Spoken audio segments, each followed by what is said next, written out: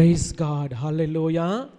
ప్రభువును రక్షకుడినైనా యేసుక్రీస్తు నామంలో మీ అందరికీ శుభములు తెలియచేస్తూ ఉన్నాను.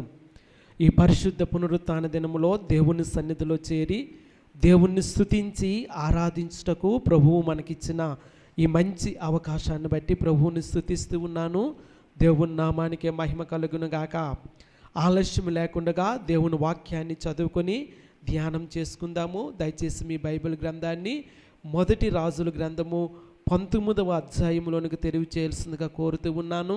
మొదటి రాజుల గ్రంథము 19వ అధ్యాయము 1వ వచనం నుండి 7వ వచనం వరకు చదువుకుందాము. ఏలియా చేసినదంతయు, అతడు ఖడ్గము చేత ప్రవక్తలను అందరినీ చంపించిన సంగతియు ఆహాబు యెజెబెలునకు తెలియచెప్పగా, యెజెబెలు ఒక దూత చేత ఏలియాకు ఈ వర్తమానము పంపించెను.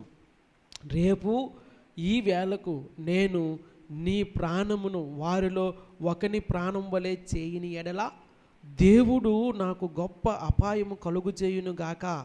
కాబట్టి అతడు ఈ సమాచారము తెలుసుకుని లేచి తన ప్రాణము కాపాడుకొనుటకై పోయి యోధా సంబంధమైన బేర్షెబాకు చేరి అచ్చట ఉండుమని తన దాసునితో చెప్పి, తాను ఒకదిన ప్రయాణము అరణ్యములోనికి పోయి ఒక బదరీ వృక్షము క్రింద కూర్చుండి మరణాపేక్ష కలవాడే, యెహోవా, నా పితరుల కంటే నేను ఎక్కువ వాడును కాను, ఇంత మట్టుకు చాలును, నా ప్రాణము తీసుకొనుము అని ప్రార్థన చేసెను. అతడు బదరీ వృక్షము క్రింద పరుండి నిద్రించుచుండగా ఒక దేవదూత వచ్చి అతనిని ముట్టి, నీవు లేచి భోజనము చేయమని చెప్పెను. అతడు చూసినంతలో అతని దగ్గర నిప్పుల మీద కాల్చబడిన అప్పమును నీళ్ల బుడ్డియు కనబడెను గనుక అతడు భోజనము చేసి తిరిగి పరుండెను. అయితే యెహోవా దూత రెండవ మారు వచ్చి అతనిని ముట్టి, నీ శక్తికి మించిన ప్రయాణము నీకు సిద్ధమై ఉన్నది, నీవు లేచి భోజనము చేయమని చెప్పాను. ప్రార్థన చేసుకుందాము. పరిశుద్ధుడైన తండ్రి, ప్రేమ కలిగిన ఆయన వందనాలు చెల్లిస్తూ ఉన్నాను. మహాగణుడా, మహోన్నతుడా, సర్వశక్తిమంతుడా, గొప్ప దేవుడా, వందనాలు చెల్లిస్తూ ఉన్నాను. ఈ పరిశుద్ధ పునరుత్థాన దినములో దాసుడు తన యజమానుడి వైపు చూస్తూ ఉండినట్లుగా, దాసురాలు తన యజమానురాలి చేతి వైపు చూస్తూ ఉండినట్లుగా మీ వైపు ఆశతో చూస్తూ ఉన్నాము. దేవా, మీరు మమ్మల్ని దర్శించమని ప్రార్థిస్తూ ఉన్నాను. పరిశుద్ధాత్మదేవా, మీరు మాతో మాట్లాడండి, పరిచర్య చేయండి. కృతజ్ఞతలు చెల్లిస్తూ స్తుతిస్తూ మీ దయించుమని ప్రార్థన చేస్తూ యేసుక్రీస్తు నామంలో స్తుతించి ప్రార్థిస్తూ ఉన్నాను, కొనియాడుతూ ఉన్నాను, గణపరుస్తూ ఉన్నాను. జీవము గల పరమ తండ్రి, ఆమేన్, ఆమేన్. Praise God. ప్రభువును రక్షకుడినైనా యేసుక్రీస్తు నామములో మీ అందరికీ మరొకసారి వందనాలు చెల్లిస్తూ ఉన్నాను. దై విల్ బీ డన్, నీ చిత్తము నెరవేర్చబడునుగాక అనే ఈ సిరీస్లో ప్రియులారా, ఇప్పుడు ప్రవక్త అయిన ఏలియా జీవితాన్ని గురించి మనం ధ్యానం చేస్తూ ఉన్నాము. ప్రవక్త అయిన ఏలియా దేవుని చేతిలో బలమైన సాధనముగా, బలమైన పరికరముగా వాడబడినట్లు మనందరికీ తెలుసు.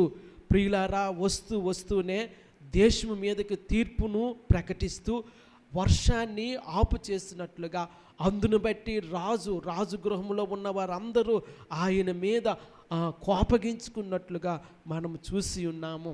అయితే దేవుడు తన ప్రవక్తను అద్భుతమైన రీతిలో పోషించి నడిపించినట్లుగా మనందరికీ తెలుసు.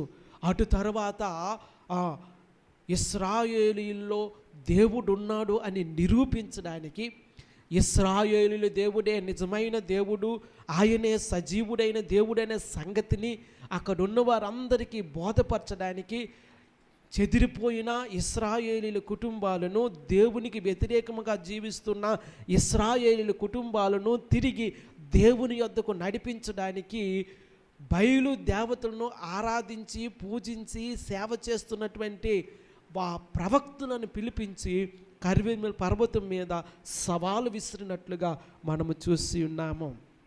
ప్రియులారా, ఆ దినాన ఏలియా వారి కొరకు ప్రార్థన చేసినప్పుడు, తిరిగి ఆ బలిపీఠాన్ని తిరిగి నిర్మించి, ప్రియులారా ప్రార్థన చేసినప్పుడు దేవుడు పరలోకము నుండి అగ్నిని పంపించి దహించి వేసినట్లుగా మనము చూస్తూ ఉన్నాము. అదైన తరువాత ఏలియా వారందరినీ, అనగా బయలు ప్రవక్తలందరినీ కిద్రోను వాగు దగ్గరకు తీసుకుని వెళ్ళి ఖడ్గము చేత హతమార్చినట్లుగా మనకందరికీ తెలిసిన సంగతి. గడిచిన వారములో ఆ సంగతులు మనము చూసాము. దేవుని నామానికి మహిమ కలుగును గాక. బహుశా ఆహాబు భార్య అయిన యెజబెలు ఆ యొక్క ఛాలెంజ్ను గురించి విని, ఇదిగో బయలు ప్రవక్తలే గెలుచుంటారేమో, బయలు ప్రవక్తులు 450 మంది ఉన్నారు కదా, ఏలియా ఒక్కడే యెహోవా పక్షముగా ఉన్నాడు కదా అని చెప్పి వారు ఆమె ఆలోచన చేసి ఉంటుందేమో. కానీ రాజైన ఆహాబు యెజబెలు దగ్గరికి వెళ్ళి జరిగిన సంగతిని అంతటిని వివరిస్తూ ఉన్నాడు. దేవుని నామానికి మహిమ కలుగును గాక. హల్లెలూయా. ఈ సంగతి వినినప్పుడు యెజబెలు ఎంతగానో కోపగించుకొని ఏలియా యొద్దకు వర్తమానం పంపిస్తూ ఉంది. ఏమనంటే, ఇదిగో రేపు ఈ వేళకు వారి ప్రాణాల్లో ఒకరి ప్రాణముగా నిన్ను చేయకపోయినట్లయితే నాకు దేవుడు గొప్ప అపాయము కలుగజేస్తాడని చెప్పి ప్రమాణం చేస్తూ ఆ మాటను, ఆ వర్తమానాన్ని, ఆ సందేశాన్ని ఏలియా దగ్గరకు పంపిస్తూ ఉంది. ప్రియులారా, ఈ ఎపిసోడ్లో చూసినట్లయితే ఏలియా ఒక స్త్రీ, ఒక రాణి లేదా ఒక స్త్రీ బెదిరించినందుకు బెదిరిపోయి ఆయన అక్కడి నుంచి తప్పించుకొని వెళ్ళిపోవాలని ఆలోచన చేయడం అనేది, ప్రియులారా, ఆయన ఎంత తక్కువ స్థితిలో ఉన్నాడో లేదా ఆయన ఎంత డౌన్ పొజిషన్లో ఉన్నాడో మనకు తెలియచేస్తూ ఉంది. ప్రియులారా, ఆత్మీయ జీవితంలో అప్ అండ్ డౌన్స్ అనేవి మామూలు. దేవుని నామానికి మహిమ కలుగును గాక. కొన్నిసార్లు శిఖరాన్ని తాకేటువంటి శిఖర అనుభవం ఉంటుంది, కొన్నిసార్లు ఆ లోయలో పడిపోయిన పరిస్థితి మనకు కనబడతా ఉంది.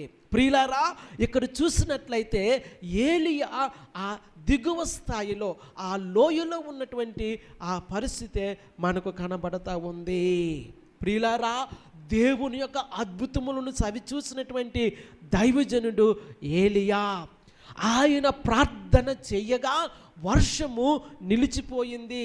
దేవుడు ఆయన్ని పోషించడానికి కాకుల చేత ఆహారాన్ని పంపించడం మనకు తెలుసు. కిద్రోను వాగు ఎండిపోయినప్పుడు విధవరాలికి ఆజ్ఞాపించి ఆ 3.5 సంవత్సరంలో ఆయన పోషించబడటానికి లేదా ఆ కరువు కాలంలో ఆయన పోషించబడటానికి దేవుడు చేసిన అద్భుతం మనందరికీ తెలుసు. అక్కడ సవాలుకరమైన పరిస్థితి, కర్మెలు కొండ మీద ఉండినప్పుడు వారిని సవాలు చేస్తూ ప్రార్థన చేసి పరలోకము నుండి దేవుని ఆజ్ఞను కురిపించి అక్కడ ఉన్నటువంటి బలిపీఠాన్ని దహింప చేయగలిగినటువంటి ప్రార్థనా శక్తి కలిగిన వ్యక్తి, దేవుని అధికారం కలిగినటువంటి దైవజనుడు యెజబెలు స్త్రీ బెదిరించినప్పుడు తన ప్రాణాన్ని కాపాడుకోవటానికి ఆయన అక్కడి నుంచి వెళ్ళిపోవాలని ఉద్దేశించడము, ప్రియులారా, మనకి చాలా దీనస్థితిగా కనబడతా ఉంది. ఇంకా మాటలో చెప్పాలంటే ఒక విధమైనటువంటి వైఫల్యముగా కనబడతా ఉంది. ప్రియులారా, నేను ఎప్పుడూ ఒక మాట చెప్తూ ఉంటాను, జ్ఞాపకం పెట్టుకోనండి. బైబిల్ గ్రంథములో ఉన్నటువంటి దైవజనులు, బైబిల్ గ్రంథములో ఉన్నటువంటి ప్రవక్తలు లేదా బైబిల్ గ్రంథములో ఉన్నటువంటి వారందరూ రాజులైనా దేవుని చేతిలో వాడబడిన వారు ఎవరైనా కానీ వారు మనుష్యులే. దేవుడు సాధారణమైనటువంటి వ్యక్తులను తీసుకొని తన చిత్తము, తన ఉద్దేశము, తన సంకల్పము నెరవేర్చబడటానికి వారిని ఉన్నతమైన పాత్రలుగా వాడుకుంటాడే తప్ప ఆ గొప్పతనము దేవునిలో ఉంటుంది కానీ మనుషునిలో ఉండదనే సంగతిని నేను మరొకసారి మీకు జ్ఞాపకం చేస్తూ ఉన్నాను. దేవుని నామానికి మహిమ కలుగును గాక. ప్రియులారా, అబ్రహాము విశ్వాసులకు తండ్రి, కానీ కనాను దేశములో, వాగ్దాన దేశములో కరువు వచ్చినప్పుడు తన విశ్వాస జీవితంలో లేదా తన విశ్వాసంలో విఫలమైనట్లుగా మనకు కనబడతా ఉంది. అబ్రహాము విశ్వాసులకు తండ్రి. ఆయనలో ఉన్నటువంటి ప్రత్యేకత విశ్వాసము. అబ్రహాము దేవుని నమ్మిన కనుక అది అతనికి నీతిగా ఎంచబడినని దేవుని వాక్యం మనకు తెలియజేస్తూ ఉంది. అబ్రహాములో ఉన్నటువంటి ప్రత్యేకత విశ్వాసము. అయితే కరువు వచ్చినప్పుడు ఐగుప్తు దేశంలోనికి వెళ్ళడం ద్వారా తను ఏ విషయములో అయితే ప్రత్యేకతను కలిగి ఉన్నాడో ఆ ప్రత్యేకత విషయంలో, విశ్వాసం విషయంలో విఫలమైనట్లుగా మనకు కనబడతా ఉంది. దేవుని నామానికి మహిమ కలుగును గాక. గమనించండి. అలాగే మోషే దేవుని ఇల్లంతట్లో నమ్మకస్తుడు, భూమి మీద మిక్కిలి సాత్వికుడు. దేవుడు మోషేను గుర్చిచ్చినటువంటి మంచి సాక్ష్యం అది.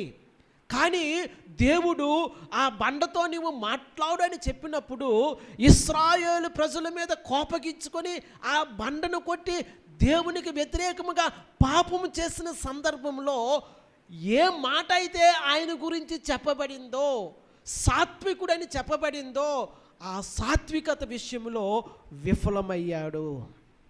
దావీదు యథార్థమైనటువంటి వ్యక్తి, దేవుని ఇష్టానుసారమైనటువంటి వ్యక్తి, దేవుని చిత్తాన్ని జరిగించే వ్యక్తి. దావీదులో ఒక ప్రత్యేకమైన సంగతి ఏంటంటే ఆయన యథార్థత.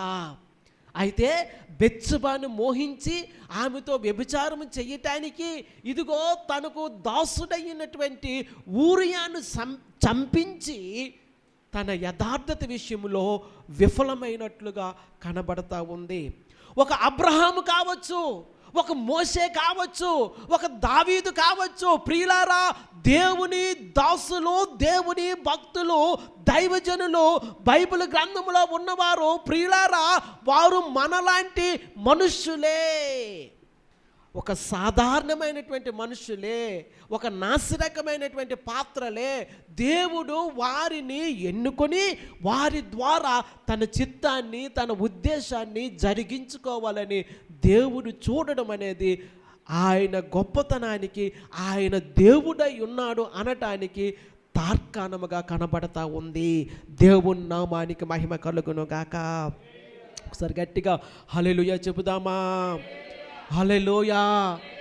ఇప్పుడున్న పరిస్థితుల్లో చూసినట్లయితే ఏలియా కూడా అటువంటి పరిస్థితుల్లోనే ఉన్నాడు. పరలోకము నుండి అగ్నిని తీసుకురాగలిగిన వ్యక్తి, ప్రాణము పోయినప్పుడు తిరిగి ప్రాణాన్ని తిరిగి తీసుకురాగలిగినటువంటి వ్యక్తి, దేవుని యొక్క అద్భుతాన్ని చేయగలిగినటువంటి వ్యక్తి.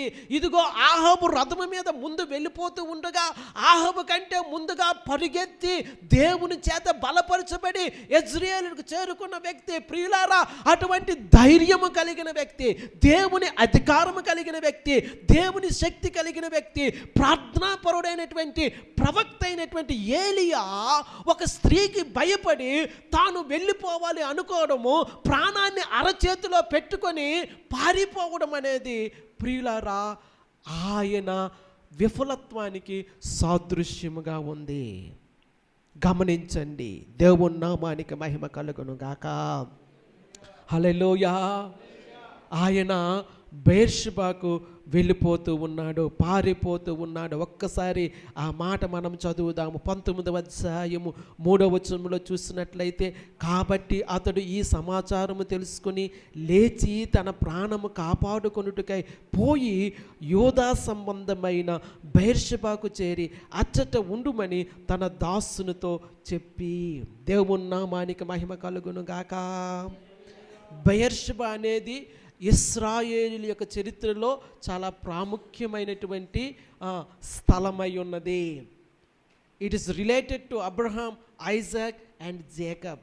అబ్రహాము, ఇస్సాకు, యాకోబు అనువారితో ఈ బెర్షెబా అనేటువంటి స్థలము ఎంతో ఎంతో అనుబంధాన్ని కలిగి ఉన్నది. బెర్షెబా అనే మాటకు 7 బావులు అని అర్థము, లేదా వాగ్దానపు బావి అని అర్థము. ప్రియులారా, పితరులైనటువంటి అబ్రహాము, ఇస్సాకు, యాకోబులు దేవుని యొక్క ఎన్కౌంటర్ని అక్కడ కలిగి ఉన్నట్లుగా మనం చూస్తూ ఉన్నాము. వీటికంటే మరి ముఖ్యముగా వారు బెయేర్షెబా యొద్ద దేవునికి బలిపీఠములు కట్టినట్లుగా మనకు కనబడతా ఉంది. దేవుని నామానికి మహిమ కలుగును గాక. హల్లెలూయా, హల్లెలూయా. బెయేర్షెబా అనేది బలిపీఠము కట్టేటువంటి స్థలము. బెయేర్షెబా అనేది దేవుని యొక్క నిబంధన జ్ఞాపకము చేసుకునే స్థలము, దేవుని ప్రత్యక్షతను కలిగి ఉండేటువంటి స్థలము, దేవునిని ఆరాధించేటువంటి స్థలము. దేవుని నామానికి మహిమ కలుగును గాక. హల్లెలూయా. అక్కడికి దైవజనుడైన ఏలియా ప్రయాణం చేసి వస్తూ ఉన్నాడు. తక్కువ దూరం కాదండి, సుమారుగా 100 మైళ్ళు దూరం ఉంటుంది. ఈ 100 మైళ్ళు దూరము తన ప్రాణాన్ని అరచేతిలో పెట్టుకొని యెజబెల్ అనేటువంటి ఆ స్త్రీ యొద్ద నుంచి పారిపోయి తప్పించుకోవడానికి వస్తూ ఉన్నాడు. ప్రియులారా, ఇది ఆయన జీవితంలో ఒక పడిపోయిన, లేకపోతే ఆయన జీవితంలో ఒక తక్కువ ఆత్మీయ స్థానము కలిగినటువంటి స్థితిని చూపిస్తూ ఉందని మరొకసారి నేను మీకు జ్ఞాపకం చేస్తూ ఉన్నాను. దేవుని నామానికి మహిమ కలుగును గాక. ఒకసారి గట్టిగా హల్లెలూయా చెబుదామా? హల్లెలూయా. 4వ వచనంలో చూసినట్లయితే, అతడు తాను ఒక దిన ప్రయాణము అరణ్యములోనికి పోయి ఒక బదరీ వృక్షము కింద కూర్చుండి మరణాపేక్ష కలవాడై అరణ్యములోనికి వెళ్ళిపోయి ఉన్నాడు. ఒక బదరీ వృక్షము క్రింద కూర్చుని మరణాపేక్ష. అసలు ఏలియాకు ఏమొచ్చిందండి? అంతగా మరణాపేక్ష కలిగి ఉండడానికి కారణమేంటి? అంతగా దిగులు పడటానికి, అంతగా దుఃఖించడానికి, అంతగా అధైర్యపడటానికి, అంతగా నిర్వీర్యం అయిపోవడానికి ఏంటి కారణం? ప్రియులారా, ఒక స్త్రీని చూసి భయపడాల్సినటువంటి అవసరత ఆయనకి ఏమొచ్చింది? కానీ ప్రియులారా, ఆయన తాను ఒక దిన ప్రయాణము అరణ్యములోనికి పోయి ఒక బదరీ వృక్షం క్రింద కూర్చుండి మరణాపేక్ష గలవాడే, యెహోవా, నా పితరుల కంటే నేను ఎక్కువ వాడును కాను, ఎంత మట్టుకు చాలును, నా ప్రాణము తీసుకొనమని ప్రార్థన చేశాను. యెహోవా, పరలోకము నుండి నీ అగ్నిని పంపించి ఈ బలిపీఠాన్ని దహించి వేయని ప్రార్థన చేసిన వాడు. అబ్రహాము, ఇస్సాకు, యాకోబులు దేవా అని దేవుడు వారితో చేసిన నిబంధనను జ్ఞాపకము చేసుకుని వాడు ఇప్పుడు నా ప్రాణాన్ని తీసుకొని ప్రార్థన చెయ్యడం అనేది ప్రియులారా నిజంగా చాలా చాలా దయనీయమైనటువంటి పరిస్థితి. ప్రియులారా, ఎంతగా కృంగిపోతూ ఉన్నాడో, తన పరిస్థితి ఏ విధముగా ఉందో ఈ లేఖన భాగము మనకు తెలియచేస్తూ ఉంది. 5వ వచనములో, అతడు బదరీ వృక్షము క్రింద పరుండి నిద్రించుచుండగా ఒక దేవదూత వచ్చి అతనిని ముట్టి, నీవు లేచి భోజనము చెయ్యమని చెప్పెను. దేవుని నామానికి మహిమ కలుగును గాక. హల్లెలూయా, హల్లెలూయా. ప్రియులారా, ఈ ఆలోచనలతో నా ప్రాణాన్ని తీసుకొని ప్రార్థన చేసి నిరుత్సాహకరమైనటువంటి శారీరక, మానసిక, ఆత్మీయ అలసట కలిగిన వ్యక్తి అయి ఆయన నిద్రపోతూ ఉన్నాడు ఆ బదరీ వృక్షం క్రింద. నిద్రపోతూ ఉంటే దేవుడు తన దూతను పంపి ప్రియులారా ఆయనను ముట్టి ఆయనను లేపి భోజనము చెయ్యమని ఆయనకు ఆజ్ఞాపిస్తూ ఉన్నాడు. దేవుని నామానికి మహిమ కలుగును గాక. ప్రియులారా, దేవుడు ఏ పరిస్థితుల్లోనైనా నిన్ను పోషించగలడు అనటానికి ఈ మాట సాదృశ్యముగా ఉంది. దేవుని నామానికి మహిమ కలుగును గాక. మనందరికీ తెలిసినటువంటి ఒక సంగతి, ఇశ్రాయేలు ప్రజలు అరణ్యములో ప్రయాణం చేస్తూ ఉండినప్పుడు వారు ఎన్నిసార్లు సనుగుకున్నారో. వారు సనుగుకున్నలో ఒక మాట ఏంటో తెలుసా? ఈ అరణ్యములో దేవుడు మాకు ఆహారమును సిద్ధపరచగలడా అని దేవుణ్ణి శోధించారు వారు. చదువుదాము ఒకసారి ఆ మాట చూడండి. కీర్తన గ్రంథము 78వ కీర్తన 19వ వచనంలో ఈ విధముగా ఉంది. ఈ అరణ్యములో దేవుడు భోజనము సిద్ధపరచగలడా అనుచు వారు దేవునికి విరోధముగా మాటలాడిరి. ఇశ్రాయేలు ప్రజలు అరణ్య ప్రయాణం చేస్తూ ఉండినప్పుడు వారు దేవుణ్ణి శోధించి అడిగిన ప్రశ్న ఏమిటంటే, ఈ అరణ్యములో దేవుడు మాకు భోజనమును సిద్ధపరచగలడా? ప్రియులారా, ఈ ఉదయకాల సమయంలో దేవుని వాక్యాన్ని ఆధారంగా చేసుకొని నేను మీకు తెలియజేస్తున్నటువంటి సంగతి, అరణ్యములో దేవుడు ఆహారమును సిద్ధపరచగలడు. దేవుని నామానికి మహిమ కలుగును గాక. He can prepare your table in the wilderness. అరణ్యములో నీ కొరకు ఆహారమును సిద్ధపరచగలిగిన దేవుడు ఆయన, నిన్ను పోషించగలిగిన దేవుడు ఆయన.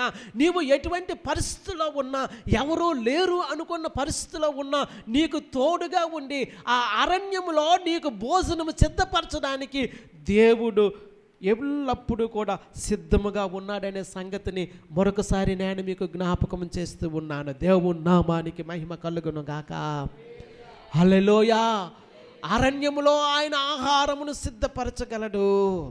ప్రియులారా, ఏలియా ఒక దిన ప్రయాణం అంత దూరం అరణ్యములోనికి వెళ్ళి ఎంతో అలసిపోయి శారీరక మానసిక ఆత్మీయ అలసటతో ఉండి నిద్రిస్తూ ఉండినప్పుడు దేవుని దూత వచ్చి ఆయన్ని ముట్టి భోజనము చెయ్యమని ఆజ్ఞాపించడము, దేవుడు ఏ పరిస్థితిలోనైనా ఏ అరణ్యములోనైనా నీకు భోజనము సిద్ధపరచగలడు అనటానికి సాదృశ్యముగా ఉంది. దేవుడు నిన్ను విడిచిపెట్టడు సుమా. దేవుని నామానికి మహిమ కలుగును గాక. హల్లెలూయా. దేవునికి మహిమ కలుగును గాక. హల్లెలూయా. ప్రియులారా, దేవుని వాక్యములో మనం చూస్తూ ఉన్నాము. He can prepare your table in the wilderness. అరణ్యములో నీకు భోజనము సిద్ధపరచగలడు. అయితే ఆయన నీవు లేచి భోజనము చేయమని చెప్పాను. 6వ వచనములో, అతడు చూసినంతలో అతని తల దగ్గర నిప్పుల మీద కాల్చబడిన అప్పమును నీళ్ల బుడ్డియు కనబడెను గనుక అతడు భోజనము చేసి తిరిగి పరుండెను. దేవుని నామానికి మహిమ కలుగును గాక. నువ్వు లేచి భోజనము చెయ్యమని దేవుడు ఆజ్ఞాపించినప్పుడు, దేవుని దూత ఆజ్ఞాపించినప్పుడు, ప్రియులారా, ఆయన లేచి ఆ ఫ్రెష్గా ఉన్నటువంటి ఆహారాన్ని తిని భోజనము చేసి మరలా నిద్రపోయినట్లుగా చూస్తూ ఉన్నాము. ప్రియులారా, ఇది తప్పేమీ కాదు. ఎందుకంటే శారీరకంగా మానసికంగా ఆత్మీయంగా ఎంతో అలసిపోయి ఉన్నాడు. ఆ అలసట చేత ఆ భోజనము చేసి ఆయన తిరిగి పరుండినట్లుగా మనము చూస్తూ ఉన్నాము. అయితే ఆశీర్వాదకరమైన సంగతి ఏంటంటే 7వ వచనములో మనకు కనబడతా ఉంది. 7వ వచనములో, అయితే యెహోవా దూత 2వ మారు వచ్చి. దేవుని నామానికి మహిమ కలుగును గాక. ఒకసారి గట్టిగా హల్లెలూయా చెబుదామా? హల్లెలూయా. హల్లెలూయా. దేవునికి మహిమ కలుగును గాక. హల్లెలూయా. ప్రియులారా, దేవుని వాక్యములో స్పష్టంగా మనకు కనబడతా ఉంది యెహోవా దూత. ప్రియులారా, ఇంతకుముందు నేను ఎన్నోసార్లు చెప్పి ఉన్నాను, కానీ మరొకసారి నేను మీకు జ్ఞాపకం చేస్తాను. అదేంటంటే, యెహోవా దూత అనే మాట పాత నిబంధనలో మనకు కనబడినప్పుడల్లా అది యేసుక్రీస్తు ప్రభువారికి సాదృశ్యమని గమనించుకోనండి. దేవుని నామానికి మహిమ కలుగును గాక. హల్లెలూయా. పాత నిబంధనలో లేదా పాత నిబంధన కాలములో యెహోవా దూత అని చెప్పిన ప్రతిసారి కూడా అది యేసుక్రీస్తు ప్రభువారికి సాదృశ్యమనే సంగతిని మనం ఎప్పుడూ కూడా జ్ఞాపకము పెట్టుకోవాలి. దేవుని నామానికి మహిమ కలుగును గాక. మచ్చుకు కొన్ని సందర్భాలు నేను చదువుతాను చూడండి. ఆదికాండము 16వ అధ్యాయము 9, 10 వచనాలు ఒక్కసారి చదువుదాము. ఆది కాండము 16వ అధ్యాయము 9వ వచనము నుండి, అప్పుడు యెహోవా దూత నీ యజమానురాలి యొద్దకు తిరిగి వెళ్ళి ఆమె చేతి క్రింద అణిగియుండుమని దానితో చెప్పెను. మరియు యెహోవా దూత నీ సంతానమును నిశ్చయముగా విస్తరింపజేసేదను, అది లెక్కింప వీలు లేనంతగా విస్తారమవునని దానితో చెప్పెను. ప్రియులారా, అబ్రహాము భార్యలో లేదా అబ్రహాము దాసైనటువంటి ఆగరు జీవితంలో జరిగినటువంటి ఒక సంగతి. తన యజమానురాలి యొద్ద నుండి ఆగరు పారిపోతూ ఉన్నప్పుడు యెహోవా దూత ఆమెకు ప్రత్యక్షమై చెప్పినటువంటి సంగతి, యెహోవా దూత నీ సంతానము నిశ్చయముగా విస్తరింపజేసేదను, అది లెక్కింప వీలు లేనంతగా విస్తారం అవునని దానితో చెప్పాను. దేవుని నామానికి మహిమ కలుగును గాక. హల్లెలూయా, హల్లెలూయా. అలాగే ప్రియులారా, నిర్గమాకాండము 3వ అధ్యాయము 1వ వచనం నుండి చదివినట్లయితే, మోషే మిద్యాను యాజకుడైన యిత్రో అను తన మామ మందను మేపుచుండగా ఆ మందను అరణ్యము అవతలకు తోలుకొని దేవుని పర్వతమైన హోరేబునకు వచ్చెను.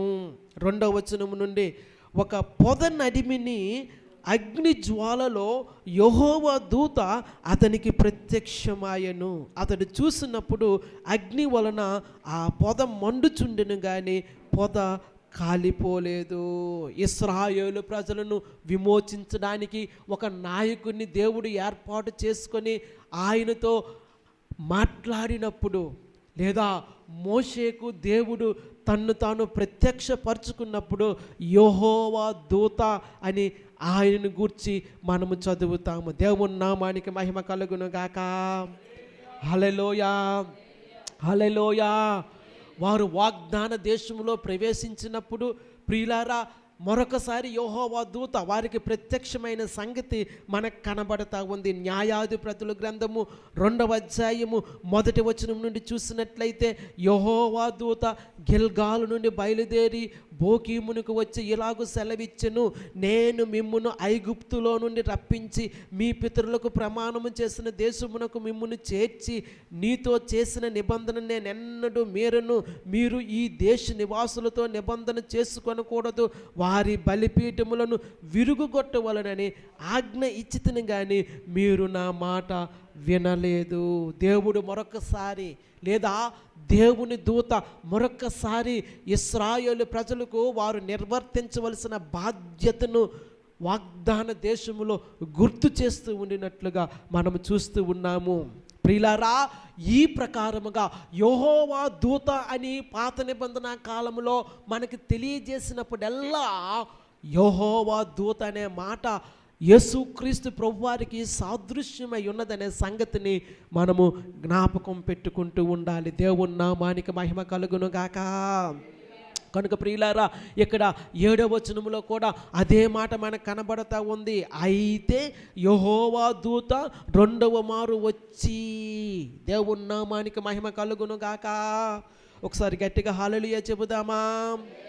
హల్లెలూయా, హల్లెలూయా, హల్లెలూయా, హల్లెలూయా. ఒక్కసారి అందరూ నా వైపు చూడండి. దేవుని నామానికి మహిమ కలుగును గాక. హల్లెలూయా. ప్రియులారా, ఈ లేఖన భాగములో నాకు చాలా ఇష్టమైనటువంటి ఒక మాట ఏంటంటే, 2వ మారు యెహోవా దూత. దేవుని నామానికి మహిమ కలుగును గాక. హల్లెలూయా. ప్రియులారా, 2వ మారు యెహోవా దూత అతన్ని దర్శించడము, 2వ మారు దేవుడు అతన్ని దర్శించడం అనేది చాలా ఆశీర్వాదకరమైనటువంటి సంగతి. నేను ఎప్పుడూ కూడా అబ్రహామును గురించి ఒక మాట చెప్తూ ఉంటాను.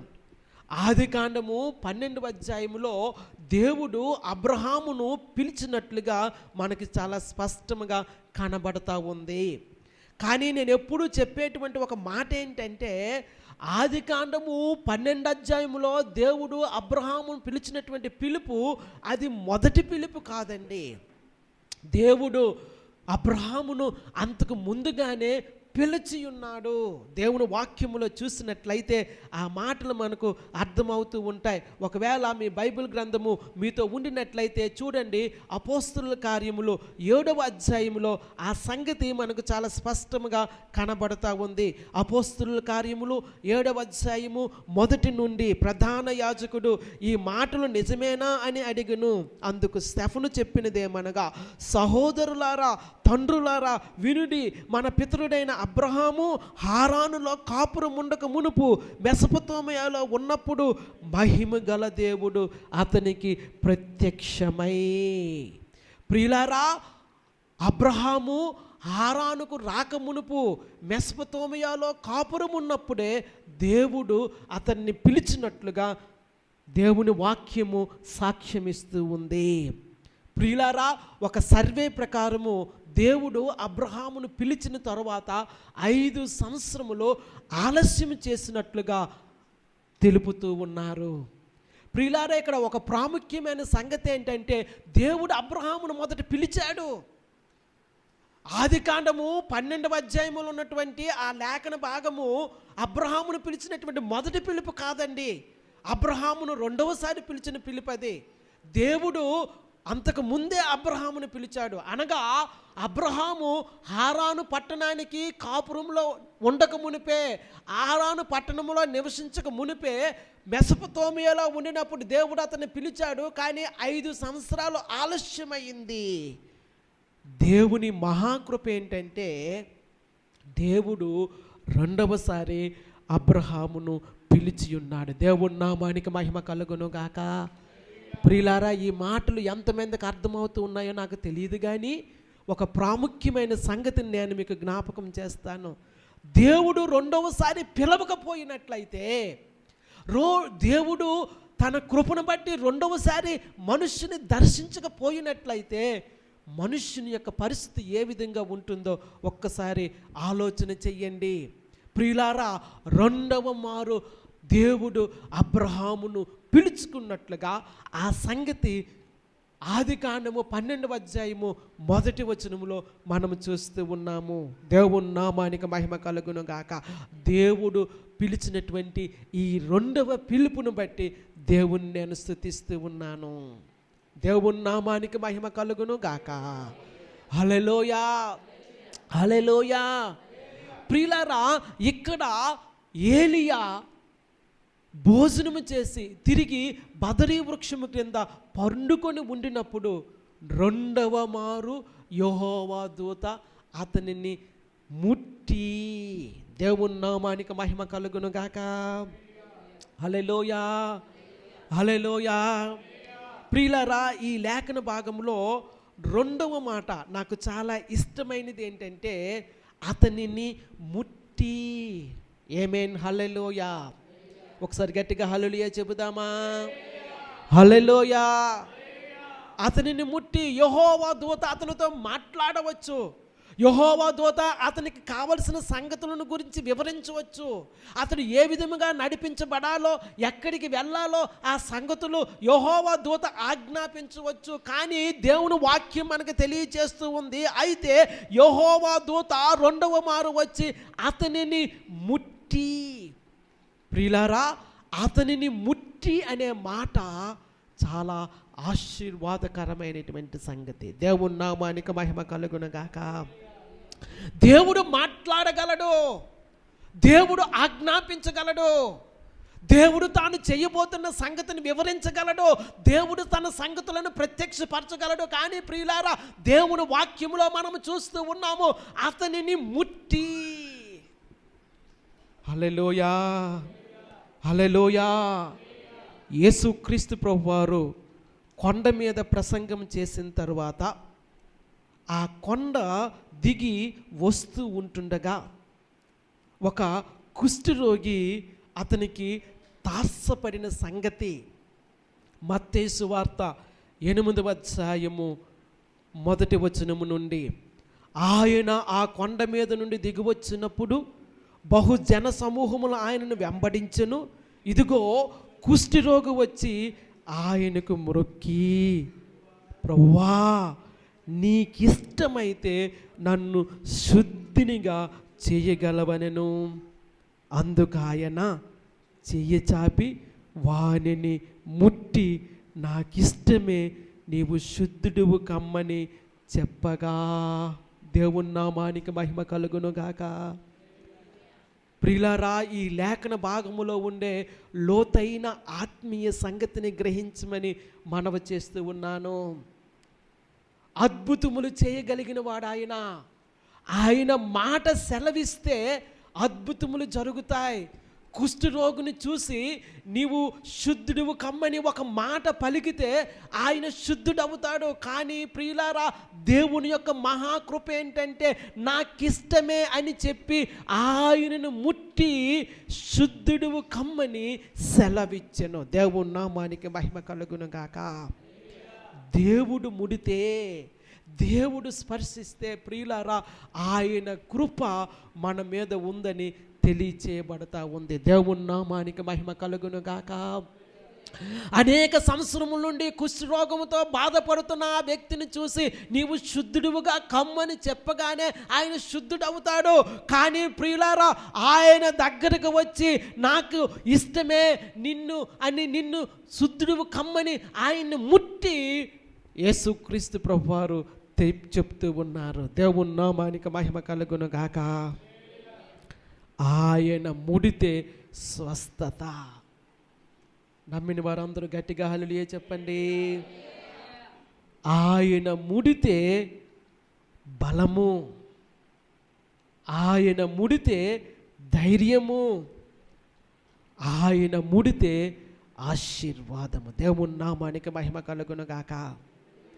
నేను అడుగుతూ ఉన్నాను, ఈ ఉదయకాల సమయంలో దేవుని యొక్క స్పర్శ, దేవుడు మిమ్మల్ని ముట్టినటువంటి ఆ సందర్భము మీ జీవితాల్లో ఉందా? దేవుడు మిమ్మల్ని తాకినటువంటి ఆ సందర్భం మీ జీవితాల్లో ఉందా?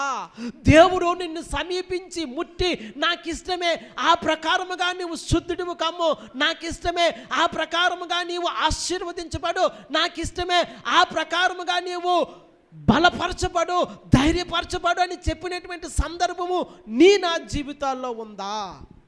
గమనించుకోవాలని మనవి చేస్తూ ఉన్నాను. దేవుని నామానికి మహిమ కలుగును గాక. ఆయన మాట మాత్రము సెలవిస్తే అద్భుతాలు జరుగుతాయి. ఆయన మాట మాత్రము సెలవిస్తే స్వస్థతలు జరుగుతాయి. ఆయన మాట మాత్రము సెలవిస్తే దేవుడు చేయలేని కార్యం అంటూ ఏదీ లేదు. కానీ ప్రియులారా, దేవుని వాక్యములో మనం చూస్తూ ఉన్నాము, ఆయన మాటతో కాదు, నిన్ను స్పర్శించి నిన్ను తాకి నిన్ను స్వస్థపరచాలని, నిన్ను ఆశీర్వదించాలని, నిన్ను ధైర్యపరచాలని, నిన్ను బలపరచాలని ఆయన చూస్తూ ఉన్నాడు.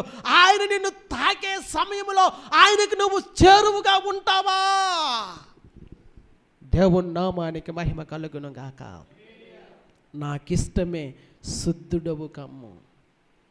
ప్రియులారా, యెహోవా దూత ఆయన యొద్దకు వచ్చి ఆయనను ముట్టి, దేవుని నామానికి మహిమ కలుగును గాక.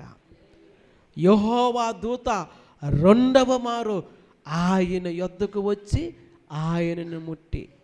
ఒకవేళ రెండవ మారు దేవుడు మనల్ని దర్శించకపోయినట్లయితే మనము ఎప్పుడో నశించిపోయేవారము. నా జీవితంలో ఎన్నోసార్లు అసలు నేను సేవకు పిలువబడ్డానా, నాకెందుకు ఈ పరిస్థితి అని అనుకున్న దినాలు ఉన్నాయి. అసలు దేవుడు నన్ను సేవకు పిలిచాడా? దేవుడు నన్ను సేవకు పిలిస్తే ఎందుకు ఈ అవమానాలు అని అనుకున్న పరిస్థితులు ఉన్నాయి. కొన్నిసార్లు సేవను విడిచిపెట్టేద్దామా, ఎందుకు ఈ బాధ అనిపించే పరిస్థితులు ఉన్నాయి. నేను అనుకున్న ప్రతిసారి కూడా దేవుడు నన్ను ముట్టి ధైర్యపరుస్తూ ఉన్నాడు. దేవుని నామానికి మహిమ కలుగును గాక. నన్ను ధైర్యపరిచిన దేవుడు నిన్ను ధైర్యపరుస్తాడు. నన్ను స్వస్థపరిచిన దేవుడు నిన్ను స్వస్థపరుస్తాడు.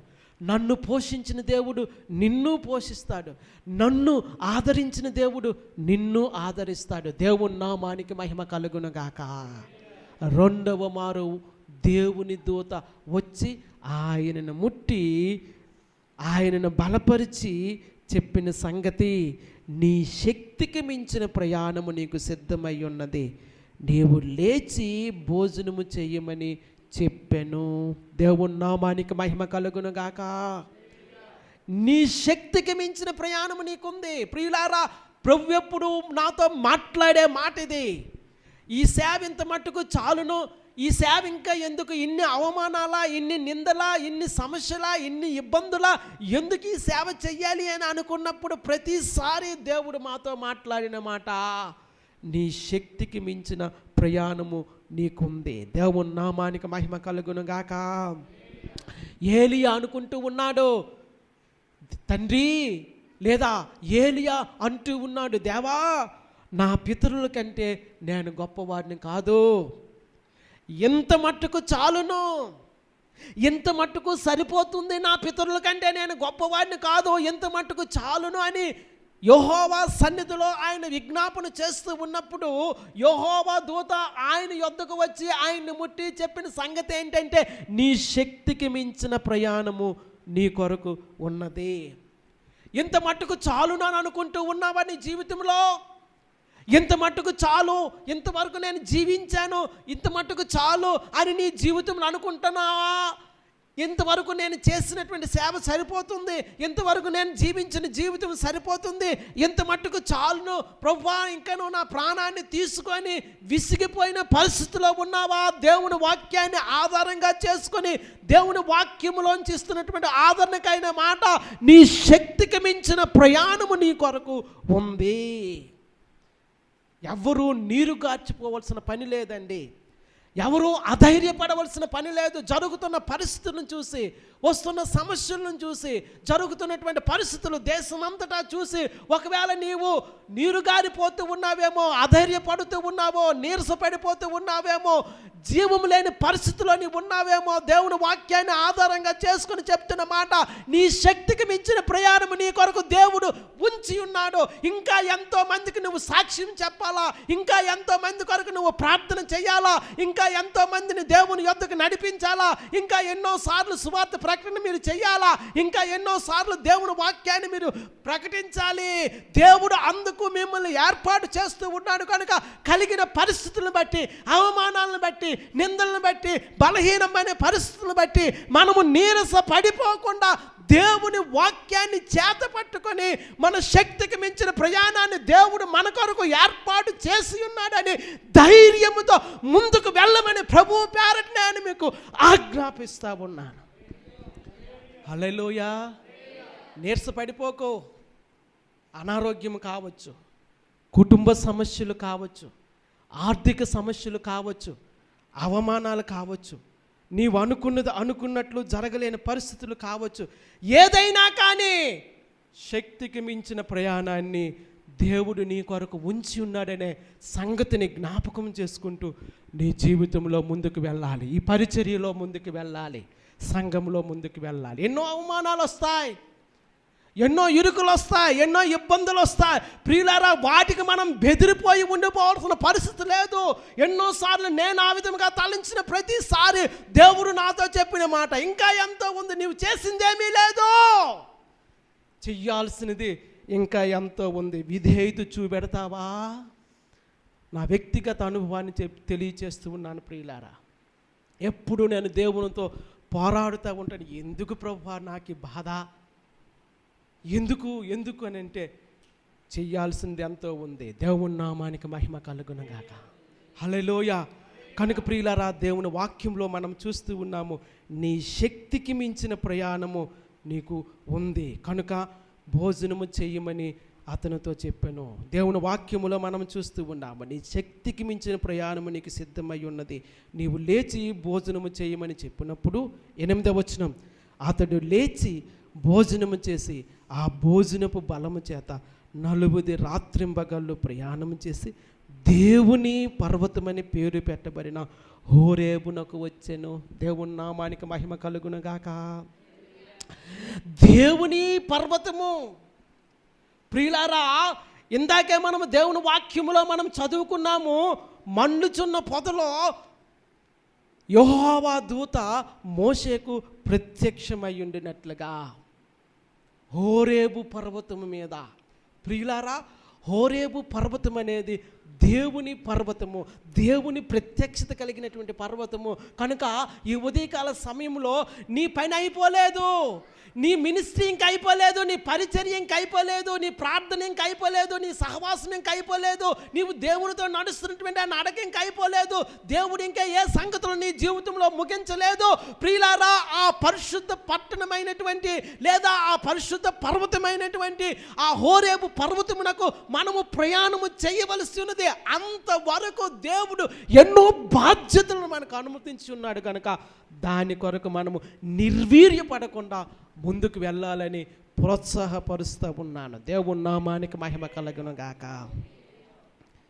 ఏలియా జీవితంలో చూసినట్లయితే ఒక నిర్వీర్యమైన పరిస్థితి, ఏలియా జీవితంలో చూసినట్లయితే ఒక నిస్పృహ, ఏలియా జీవితంలో చూసినట్లయితే ఒక నిరాశ, ఏలియా జీవితంలో చూసినట్లయితే ఇంత మట్టుకు చాలును, నా పితరుల కంటే నేను గొప్పవాడిని కాదు, నా ప్రాణాన్ని తీసుకొని గొప్ప ప్రవక్త అయిన ఏలియా ప్రార్థన చేసినప్పుడు దేవుడిస్తున్నటువంటి ప్రత్యుత్తరము, నీ శక్తికి మించిన ప్రయాణం ఇంకా ఉంది, నీ ద్వారా దేవుడు ఇంకా అనేక కార్యాలు జరిగించాలి, ఇంకా అనేకమైన సంగతులు దేవుడు నీ ద్వారా జరిగించాలి, అందుకు నీవు సిద్ధముగా ఉండని ధైర్యపరిచి ఆయనను దేవుని పర్వతమని పేర పెట్టబడిన హోరేబునకు తీసుకుని వచ్చుట మనం చూస్తూ ఉన్నాము.